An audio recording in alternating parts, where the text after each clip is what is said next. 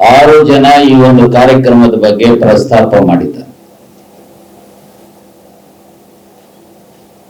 ಬಹುಶಃ ನಾನು ಹೆಚ್ಚು ಮಾತನಾಡುವಂಥದ್ದು ಎಷ್ಟು ಸೂಕ್ತನೋ ಇಲ್ಲವೋ ಗೊತ್ತಿಲ್ಲ. ಈ ಕಾರ್ಯಕ್ರಮ ಕೇವಲ 8-10 ದಿವಸಗಳಲ್ಲಿ ಮಾತನಾಡಿ ಫೈನಲೈಸ್ ಮಾಡಿ ಕಾರ್ಯರೂಪಕ್ಕೆ ತರತಕ್ಕಂಥದಕ್ಕೆ ನಾವೆಲ್ಲರೂ ಸಹ ಪ್ರಾಮಾಣಿಕ ಪ್ರಯತ್ನ ಮಾಡ್ತಾ ಇದ್ದೇವೆ. ಸಹಜವಾಗಿ ಪ್ರಶ್ನೆ ಉದ್ಭವ ಆಗುತ್ತೆ. ಮೊದಲನೇದು HSR ಅಲ್ಲಿ ಯಾಕೆ ಮಾಡ್ತೀರಿ? ಈಗಾಗಲೇ ಉತ್ತರ ಅವರು ಹೇಳಿದ್ದಾರೆ. ಅದರಲ್ಲೂ ವಿಶೇಷವಾಗಿ ಈ ಒಂದು ಉದ್ಯಾನವನ 2016ರ ಯುಗಾದಿಯಂದು ನಾವು ಪ್ರಾರಂಭ ಮಾಡಿದಂಥದ್ದು. ಸುಮಾರು 1,000 ಕೋಟಿ ಬೆಲೆ ಬಾಳ್ತಕ್ಕಂಥ ಆಸ್ತಿಯನ್ನ ಉಳಿಸಿರುವಂಥದ್ದು. ಆ ಉದ್ಯಾನವನದಲ್ಲಿ ಒಂದು ಕೋಟಿ ವೆಚ್ಚದಲ್ಲಿ ಆಂಪಿ ಥಿಯೇಟರ್ ಇದೆ. ಮಹಿಳೆಯರಿಗೆ, ಮಕ್ಕಳಿಗೆ ಮತ್ತು ಪುರುಷರಿಗೆ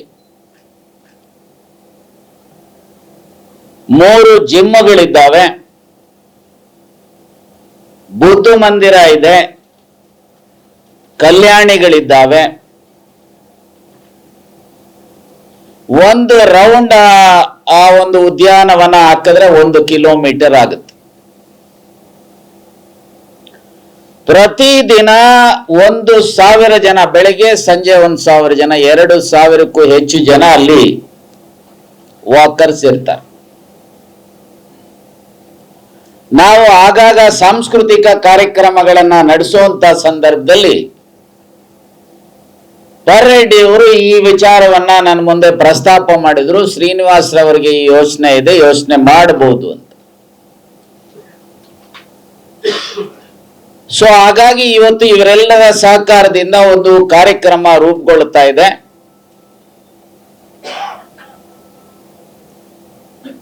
ಈ ಕಾರ್ಯಕ್ರಮದ ಉದ್ಘಾಟನೆಯನ್ನ ರಾಜ್ಯದ ಮುಖ್ಯಮಂತ್ರಿಗಳಾಗಿರುವಂತಹ ಸನ್ಮಾನ್ಯ ಸಿದ್ದರಾಮಯ್ಯನವರನ್ನ ಕೇಳಿಕೊಂಡಿದ್ದೇವೆ. ಅವರು ಬರ್ತಾರೆ. ಅದರಲ್ಲಿ ಮುಖ್ಯ ಅತಿಥಿಗಳಾಗಿ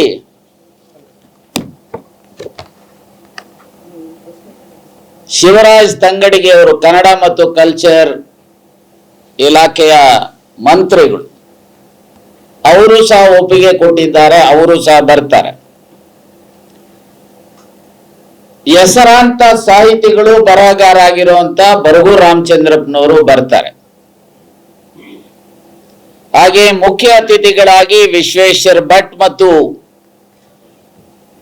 ಕನ್ನಡ ಮತ್ತು ಸಂಸ್ಕೃತಿ ಇಲಾಖೆಯ ನಿರ್ದೇಶಕರಾಗಿರ್ತಕ್ಕಂಥ ಡಾಕ್ಟರ್ ಧರಣಿ ದೇವಿ ಮಾಲ್ಗತ್ತಿ ಅವರು, IPS ಆಫೀಸರ್, ಅವರು ಸಹ ಭಾಗಿಯಾಗಿರ್ತಾರೆ. ಸಾಯಂಕಾಲ ಅವತ್ತು 10ನೇ ತಾರೀಕು ಸಂಜೆ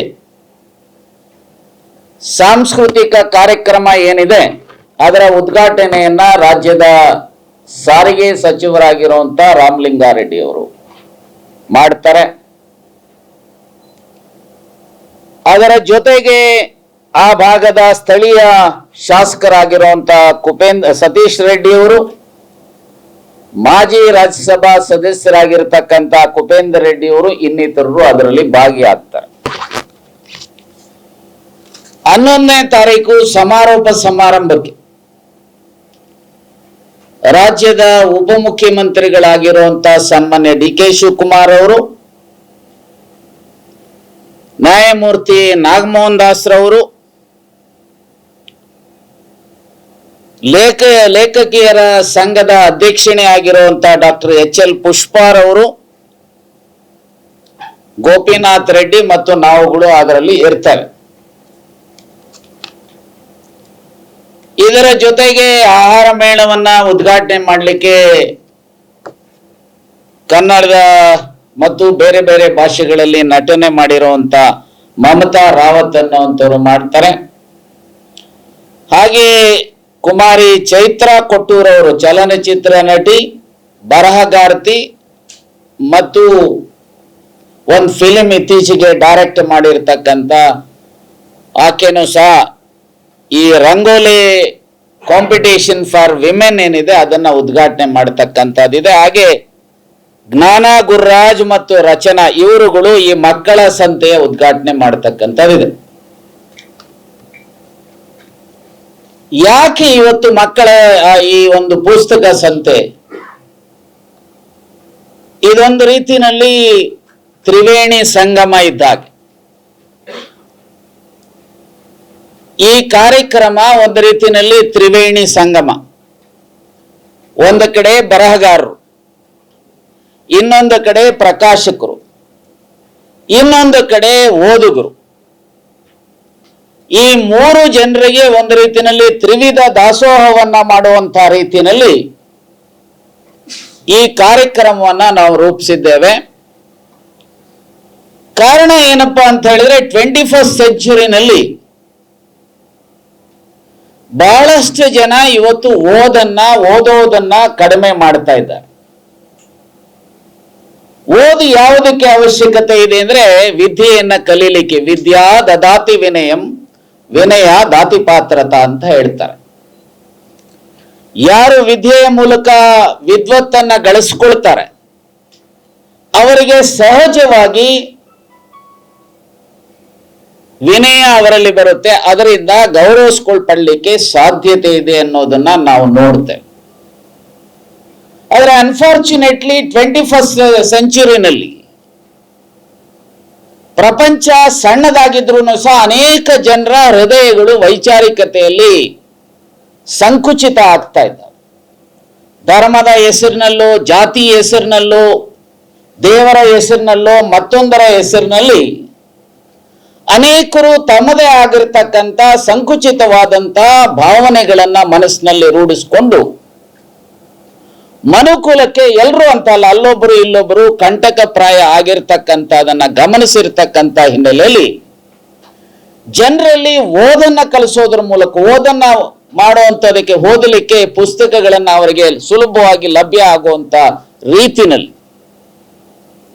ಅದರ ಮೂಲಕ ಸಮ ಸಮಾಜವನ್ನ, ನಾಗರಿಕ ಸಮಾಜವನ್ನ ನೋಡಬೇಕು ಅನ್ನುವಂಥ ಉದ್ದೇಶದಲ್ಲಿ ಒಂದು ಕಿಂಚಿತ್ತು ಪ್ರಯತ್ನ ಇದಾಗಿದೆ ಅಂತೇಳಿ ನಾನಂತೂ ಭಾವಿಸಿದ್ದೇನೆ. ಬಹುಶಃ ಈಗೇನೋ ಅನೇಕರು ಮಕ್ಕಳು ರಾತ್ರಿ 1 ಗಂಟೆ 2 ಗಂಟೆ ಆನ್ಲೈನ್ ಜೂಜಿನಲ್ಲಿ ಅನೇಕರು ಕಾಲಹರಣ ಮಾಡ್ತಾರೆ. ಅನೇಕರು ಟಿವಿ ಮತ್ತು ಲ್ಯಾಪ್ಟಾಪ್ ಅಲ್ಲೇ ಕಾಲಹರಣ ಮಾಡ್ತಾ ಇರ್ತಾರೆ. ಆದರೆ ಯಾರು ಸಹ, ಈಗ ಉದಾಹರಣೆಗೆ ನಮ್ಮ ದೇಶದ ಮಹಾನ್ ಗ್ರಂಥಗಳಾಗಿರುವಂತ, ಒಂದು ಕಡೆ ಹೇಳ್ತಾರೆ ಇಷ್ಟಾಭಾರ್ಯ ಸುಮಿತ್ರಂಚ ತಾಂಬೂಲಂ ಭಾರತೀ ಕಥಾ ಅಂತ ಹೇಳಿ. ಭಾರತದ 2 ಕಥೆಗಳಿದ್ದಾವಲ್ಲ, ರಾಮಾಯಣ ಮಹಾಭಾರತ.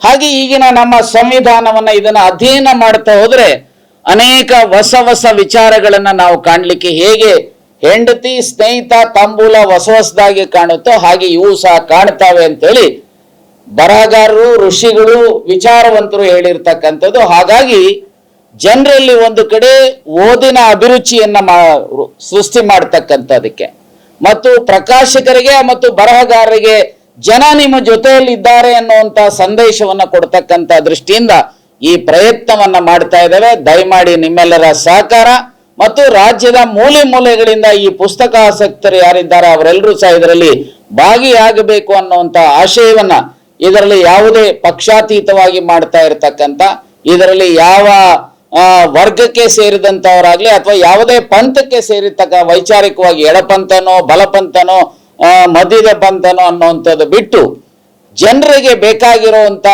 ಒಂದು ವೈಚಾರಿಕತೆಯನ್ನ, ವಿಚಾರವನ್ನ, ವಿದ್ವತ್ತನ್ನ ಕೊಡ್ತಕ್ಕಂಥ ದೃಷ್ಟಿಯಿಂದ ಪುಸ್ತಕಗಳನ್ನ ಎಕ್ಸಿಬಿಷನ್ ಅರೇಂಜ್ ಮಾಡಿರುವಂಥದ್ರ ಜೊತೆಗೆ ಮಾರಾಟ ಮಾಡ್ತಕ್ಕಂಥದ್ದು, ಮತ್ತೆ ಇದರಲ್ಲಿ ಇನ್ವಾಲ್ವ್ ಅನ್ನ, ಮಕ್ಕಳನ್ನ, ಮಹಿಳೆಯರನ್ನ ಮತ್ತು ಪುರುಷರನ್ನ ಇನ್ವಾಲ್ವ್ ಮಾಡ್ತಕ್ಕಂಥದಕ್ಕೆ ಸಾಂಸ್ಕೃತಿಕ ಕಾರ್ಯಕ್ರಮಗಳಿರ್ಬೋದು, ಮತ್ತು ಆಹಾರ ಮೇಳ ಇರ್ಬೋದು, ಮತ್ತು ರಂಗೋಲಿ ಸ್ಪರ್ಧೆ ಇರ್ಬೋದು, ಮಕ್ಕಳ ಸ್ಪರ್ಧೆ, ಚಿತ್ರ ಬಿಡಿಸ್ತಕ್ಕಂಥ ಸ್ಪರ್ಧೆಗಳನ್ನು ರೂಪಿಸಿರ್ತಕ್ಕಂಥ ಅತ್ಯಂತ ವಿನೂತನವಾಗಿರ್ತಕ್ಕಂಥ ಇದೊಂದು ರೀತಿಯ ಸಂಗಮ ಆಗಿರ್ತಕ್ಕಂಥ ಕಾರ್ಯಕ್ರಮ. ಈ ಕಾರ್ಯಕ್ರಮದಲ್ಲಿ ತಾವೂ ಬರಬೇಕು. ತಮ್ಮ ಮೂಲಕ ಭಾಳಷ್ಟು ಜನ, ರಾಜ್ಯದ ಜನತೆ ಯಾವುದೇ ಸಾಹಿತ್ಯ ಇರ್ಬೋದು ಅಥವಾ ನಿಮ್ಮ ಮಕ್ಕಳ ಸಾಹಿತ್ಯ ಇರ್ಬೋದು, ವಿಜ್ಞಾನದ ಸಾಹಿತ್ಯ ಇರ್ಬೋದು, ರಾಜಕೀಯವಾಗಿರ್ತಕ್ಕಂಥದ್ದಿರ್ಬೋದು, ಕಾನೂನಿಗೆ ಸಂಬಂಧಪಟ್ಟಂಥದ್ದಿರ್ಬೋದು ಅಥವಾ ಇನ್ನಿತರ ಪರಿಸರಕ್ಕೆ ಸಂಬಂಧಪಟ್ಟಂಥದ್ದಿರ್ಬೋದು,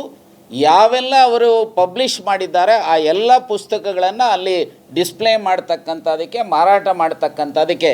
ಸೊ ಪ್ರಮುಖವಾಗಿ ಒತ್ತು ಕನ್ನಡಕ್ಕೆ ಕೊಡಬೇಕು. ಅದರ ಅರ್ಥ ಬೇರೆ ಭಾಷೆದು ಇರಬಾರ್ದು ಅಂತ ಏನೂ ಇಲ್ಲ. ಇಂಗ್ಲೀಷ್ನಲ್ಲಿದ್ದರೂ ಹಿಂದಿನಲ್ಲಿದ್ರೂ ಸಹ ಅಕಸ್ಮಾತ್ ಇಟ್ಟರೂ ಸಹ ಅದನ್ನು ಇಡ್ಬೋದು ಅನ್ನೋವಂಥದ್ದನ್ನು ನಾವು ಈಗಾಗಲೇ ಹೇಳಿದ್ದೇವೆ.